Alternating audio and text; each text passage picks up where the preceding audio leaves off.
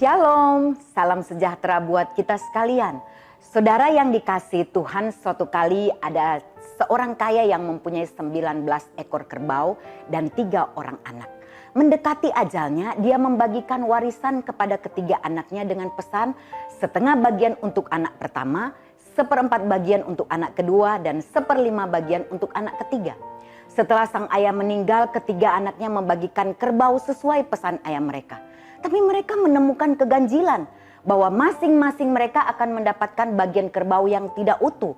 Setengah dari 19 akan mendapat 9,5 ekor, 1/4 dari 19 akan mendapat 3/4 ekor, dan 1/5 dari 19 akan mendapat 3/2/3 ekor.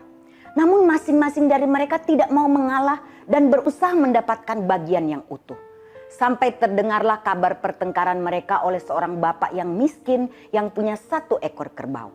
Akhirnya bapak tersebut menemui mereka dan bersedia dengan ikhlas memberikan kerbaunya supaya masing-masing mendapat bagian yang utuh. Anak-anak itu setuju dan mereka mulai membagi. Anak pertama mendapat setengah dari 20 yaitu 10 ekor. Anak kedua mendapat 1/4 dari 20 yaitu 5 ekor. Dan anak yang ketiga mendapat 1/5 dari 20 yaitu 4 ekor. Demikianlah masing-masing mendapatkan bagian yang utuh. Dan ketika dijumlah semua totalnya adalah 10 tambah 5 tambah 4 sama dengan 19. Dan sisanya 1 ekor. Luar biasa bukan? Dan 1 ekor ini dikembalikan kepada bapak tadi. Saudara, cerita ini mengajarkan kepada kita bahwa saat kita memberi, kelihatannya kita seperti kehilangan sesuatu. Namun sesungguhnya saat kita memberi, kita tidak akan pernah kehilangan apa yang menjadi milik kita. Kita tidak pernah akan menjadi miskin karena kita memberi. Justru dengan memberi menunjukkan bahwa kita hidup dalam kelimpahan. Mungkin bukan kelimpahan secara materi, tapi hati kita yang berlimpah dengan kemurahan Tuhan.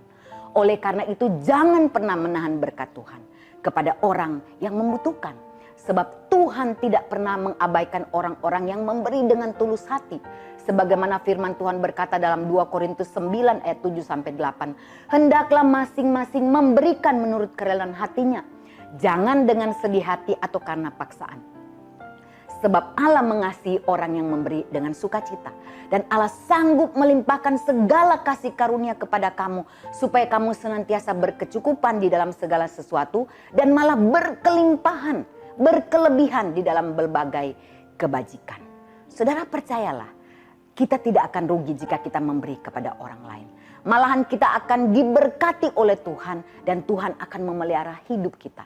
Saat kita memperhatikan orang-orang yang sungguh-sungguh membutuhkan pertolongan kita, yakinlah Tuhan pun akan menolong dan memberkati kita. Amin.